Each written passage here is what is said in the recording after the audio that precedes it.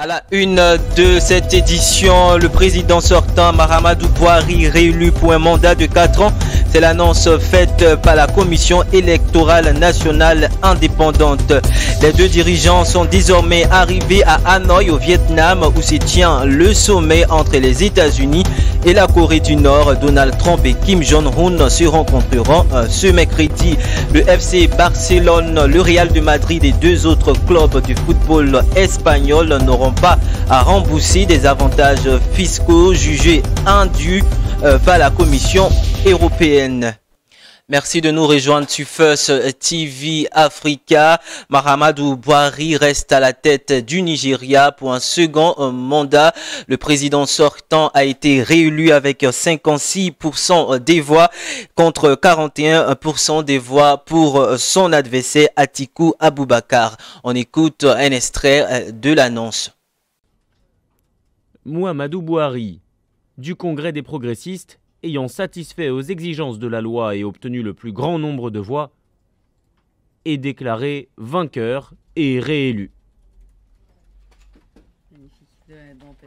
Le président nigérien Mahamadou Bouhari, président élu donc pour un second mandat à la tête du Nigeria. C'est l'annonce qui a été donc faite par la CENI, la Commission électorale nationale indépendante.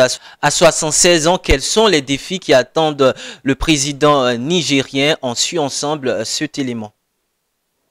Samedi dernier, il est l'un des premiers à se rendre au bureau de vote. Dans sa ville natale de Dora, située dans le nord du pays à majorité musulmane, ce sunnite de 77 ans est ici chez lui. Bientôt je me féliciterai de ma victoire, je serai le vainqueur. Mahamadou Bouhari qui vote et se laisse interroger par la presse, une image relativement rare au Nigeria. Ancien général, Bouhari a dirigé le pays entre 1983 et 1985 à la tête d'une junte militaire. Il est alors un chef autoritaire qui muselle la presse et maltraite les opposants. Pendant cette période, il acquiert la réputation d'homme à poigne, une image qu'il tentera de mettre à profit lors des élections présidentielles, auxquelles il se présente sans succès en 2003, 2007 et 2011. Opposé au président Goodluck Jonathan lors du scrutin de 2015 qu'il remporte, Bouhari promet de mener une lutte sans merci contre la secte islamiste de Boko Haram et de redresser l'économie du pays. 4 ans plus tard, beaucoup reste encore à faire. D'après le baromètre World Poverty Clock, le Nigeria est le pays au monde qui compte le plus grand nombre de personnes vivant dans l'extrême pauvreté.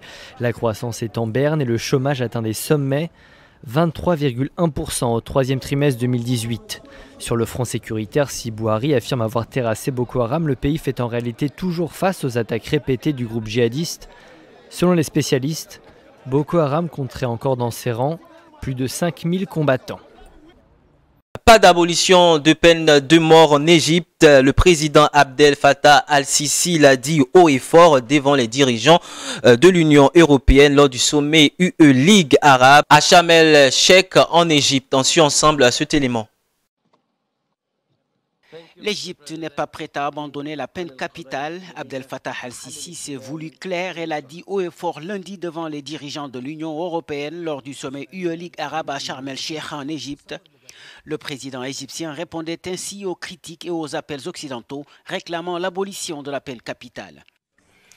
Vous parlez de la peine de mort que nous reconnaissons et avec laquelle nous sommes d'accord. Cependant, je vous demande de ne pas nous l'imposer. Nous sommes deux cultures et deux régions différentes et chaque région a ses propres réalités. Permettez-moi de dire aux journalistes qui parlent de cette question que la priorité en Europe est de garantir la prospérité de son peuple puis de la maintenir. La nôtre est de préserver nos pays et les empêcher de s'effondrer comme vous le voyez dans de nombreux États voisins. Je demande donc une entente mutuelle. Sachez que les priorités et objectifs existants, bien que différents, peuvent avoir des intérêts similaires qui permettent la coopération. Essuie les critiques depuis l'exécution le 20 février dernier de 9 personnes accusées d'avoir assassiné un procureur général en 2015 au Caire. Parmi les plus virulentes, celle du président turc Recep Tayyip Erdogan qui s'en est pris mardi à l'Union européenne. Alors que la peine de mort est interdite dans les pays membres de l'Union européenne, ces mêmes pays se rendent à l'invitation de Sisi qui a depuis son accession au pouvoir exécuté 42 personnes et encore la semaine dernière fait exécuter 9 jeunes. Pouvons-nous parler de démocratie pour ces pays européens? Pouvons-nous parler de droits de l'homme là-bas? Les relations entre Ankara et le Caire se sont dégradées depuis la destitution en 2013 par l'armée de l'ex-président Mohamed Morsi, ancien allié du président turc. Les étudiants algériens se mobilisent à le tout, notamment dans la capitale Alger, contre la perspective d'un 5e mandat du président actuel Abdelaziz Bouteflika. D'un côté du portail, plusieurs dizaines de policiers. De l'autre, des centaines d'étudiants algériens en colère sur leur campus. Ils protestent contre un éventuel 5e mandat de leur président Abdelaziz Bouteflika et réaffirment leur détermination. Nous sommes ici aujourd'hui pour changer les choses. C'est une situation pourrie. On est contre le 5e mandat et nous devons agir ensemble pour changer les choses dans ce pays. À un moment donné, on dit stop, on n'a plus, surtout nous les étudiants, on est contre le 5e mandat de Bouteflika. À un moment donné, il doit céder sa place. C'est obligatoire, c'est une démocratie, c'est pas une royauté ou bien quelque chose d'autre. Donc on est tous révoltés aujourd'hui, on est tous unis et tous pour le changement. Dans tout le pays, d'est en ouest, les étudiants ont manifesté. À Annaba, dans le campus de l'université Sidi Amar, les jeunes Algériens ont également battu le pavé. Ce lundi, pour la première fois, un membre du gouvernement a réagi à cette mobilisation massive. Le Premier ministre estime que si les Algériens veulent s'exprimer, ils pourront le faire lors du scrutin du 18 avril. J'en appelle à chacun d'entre vous. Chaque citoyen a le droit de soutenir son candidat. Et chaque citoyen a le droit de s'opposer à la candidature d'un autre candidat. Mais à la fin, ce sont les urnes qui trancheront de manière pacifique et civilisée. Un message qui ne calme pas la rue.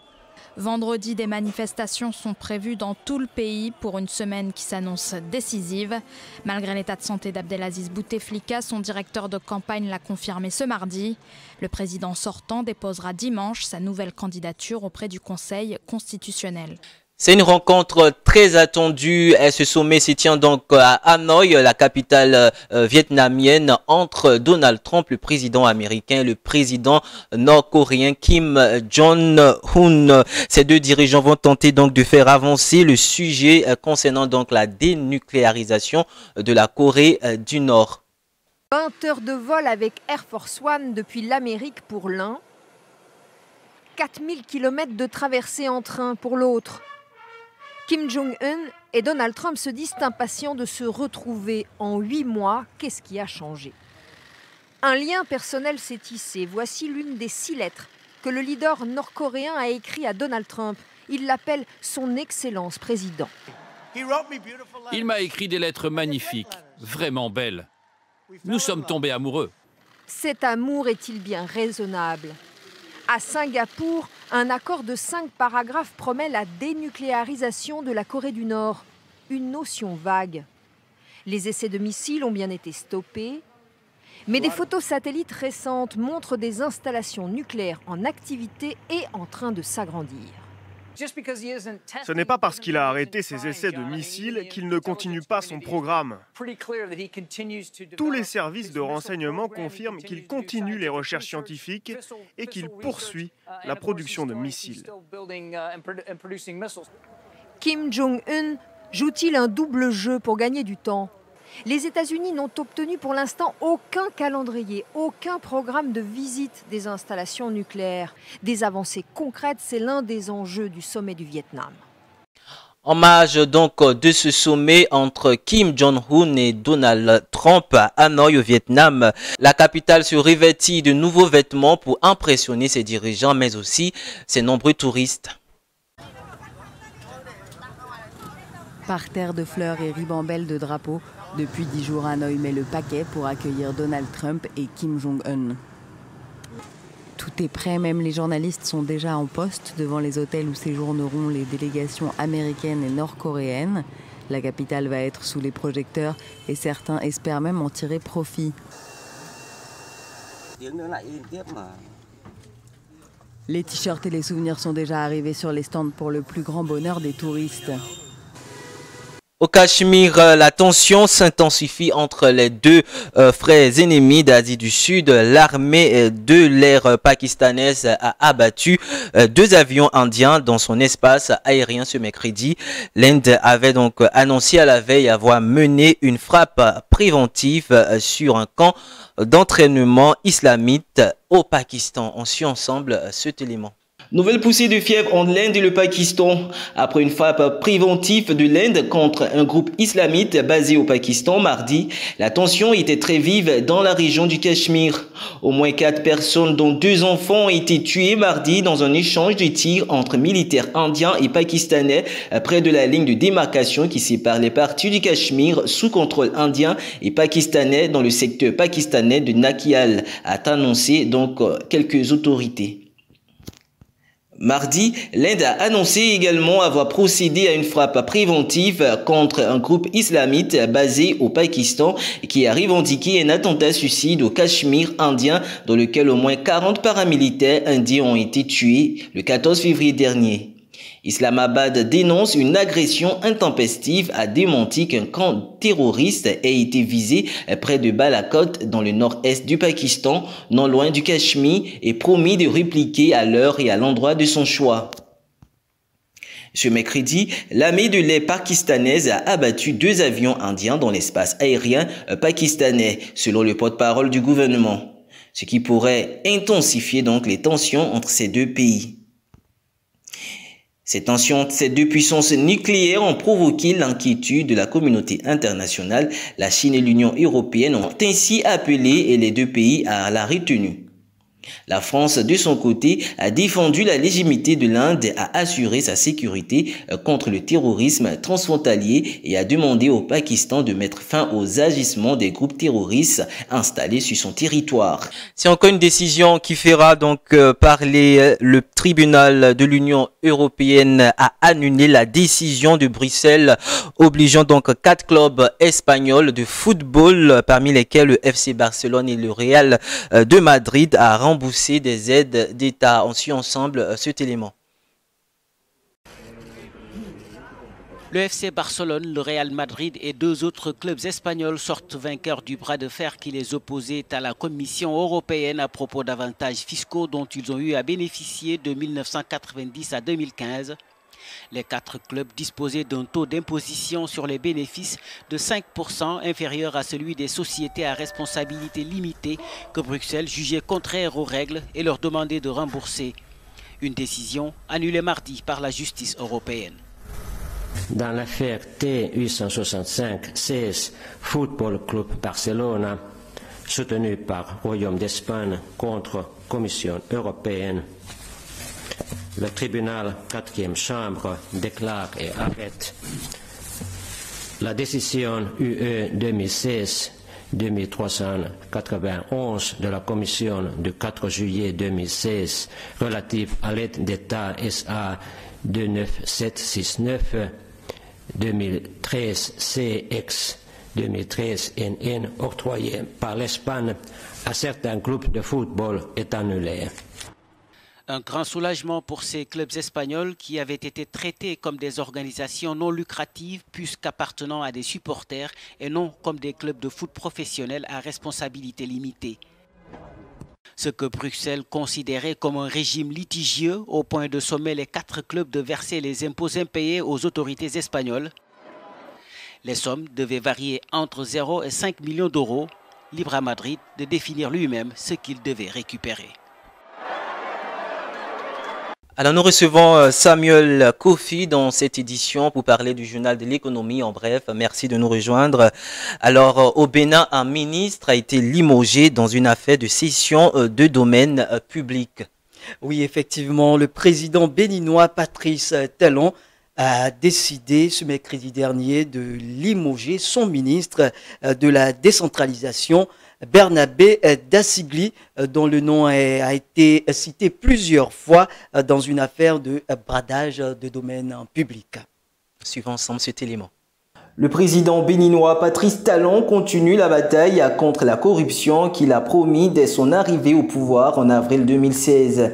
Ce mercredi, en effet, Talon a décidé de limoger son ministre de la décentralisation, Barnabé Dassigli. D'après un communiqué du gouvernement publié à l'issue de la réunion du Conseil des ministres du 20 février dernier, le désormais estre ministre a été cité dans une affaire de bradage de domaine public situé près de l'aéroport international Cardinal Bernardin Gandin. L'affaire concerne le préfet du département du littoral, Modeste Touboula, qui a été donc interpellé et placé en garde à vue depuis le mardi 19 février dernier.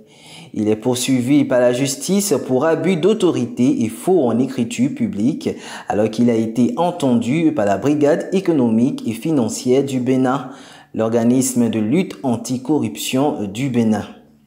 Selon diverses sources évoquant la responsabilité de l'ex-ministre Dassigli, ce dernier est soupçonné d'être le commanditaire du crime financier. Autrement, il aurait donné ses instructions à l'ex-préfet Touboula pour la cession du domaine public, objet de cette affaire.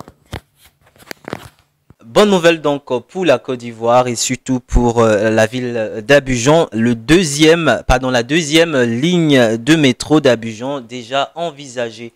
Oui, les autorités ivoiriennes planchent sur un plan de réalisation de la deuxième ligne du métro, a laissé entendre le mercredi dernier le Premier ministre ivoirien Amadou Gon Coulibaly lors d'une conférence de presse bilan. La primature, cette seconde ligne devrait relier la commune de Yopougon à celle de Bingerville. Près de 4 mois après avoir lancé les travaux de la première ligne du métro d'Abidjan, le gouvernement ivoirien se projette déjà sur l'extension du réseau. Ce mercredi dernier, s'adressant à la presse au siège de la primature pour présenter son bilan, le Premier ministre ivoirien Amadou Gon Coulibaly a évoqué le projet d'une seconde ligne de métro dans la capitale du pays, insistant sur le fait que le gouvernement travaille pour un plan de réalisation de la ligne.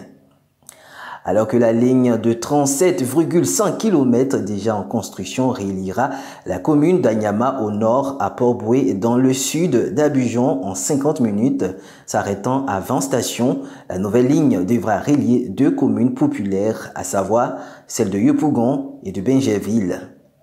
Son plan de réalisation devra être prêt dans les jours à venir. Important projet structurant pour le pays, le métro d'Abidjan permettra le transport chaque jour de plus de 500 000 Abidjanais d'Anyama à Port-Boué via sa première ligne. Il coûtera pour le pays un investissement de 1,4 milliard d'euros, soit environ 920 milliards de francs CFA, fruit d'un investissement financier français. Le Niger recherche 30 millions de francs CFA sur le marché financier de l'UEMOA. Oui, le Niger envisage de mobiliser sur le marché financier de l'Union économique et monétaire ouest-africaine une enveloppe de 60 milliards de francs CFA pour financer une partie de son programme d'investissement 2019, appuyé par la BC Bourse du groupe BNP Paribas. Le pays ouest-africain lance l'emprunt TPNE 6,50% 2019-2026. Le Niger prévoit une sortie sur le marché financier de l'Union économique et monétaire ouest-africaine UEMOA. Il s'agira d'un emprunt dénommé TPNE 6,50% 2019-2026 qui porte sur 6 millions d'obligations de 10 000 francs chacune.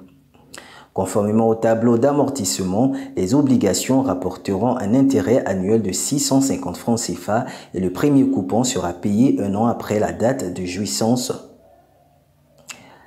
Le Niger bénéficiera également de l'appui de BC Bourse du groupe BNP Paribas.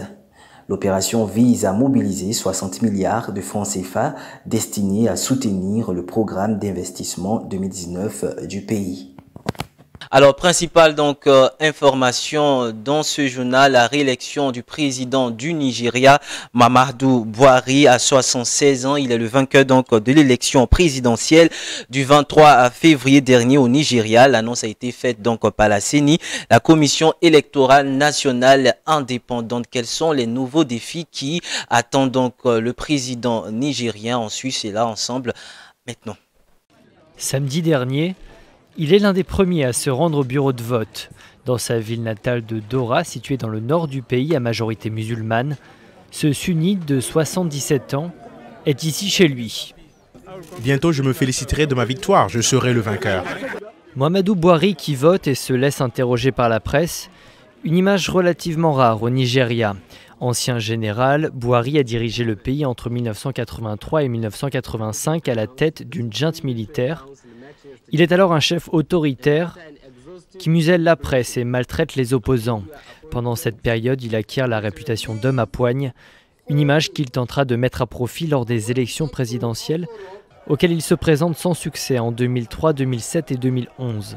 Opposé au président Goodluck Jonathan lors du scrutin de 2015 qu'il remporte, Buhari promet de mener une lutte sans merci contre la secte islamiste de Boko Haram et de redresser l'économie du pays. 4 ans plus tard, beaucoup reste encore à faire. D'après le baromètre World Poverty Clock, le Nigeria est le pays au monde qui compte le plus grand nombre de personnes vivant dans l'extrême pauvreté. La croissance est en berne et le chômage atteint des sommets, 23,1% au troisième trimestre 2018. Sur le front sécuritaire, si Buhari affirme avoir terrassé Boko Haram, le pays fait en réalité toujours face aux attaques répétées du groupe djihadiste. Selon les spécialistes, Boko Haram compterait encore dans ses rangs plus de 5000 combattants. Voilà, c'est la fin de cette édition réalisée par l'ensemble de la rédaction. Merci de nous avoir suivis. Prochain point d'information dans 1 heure de temps.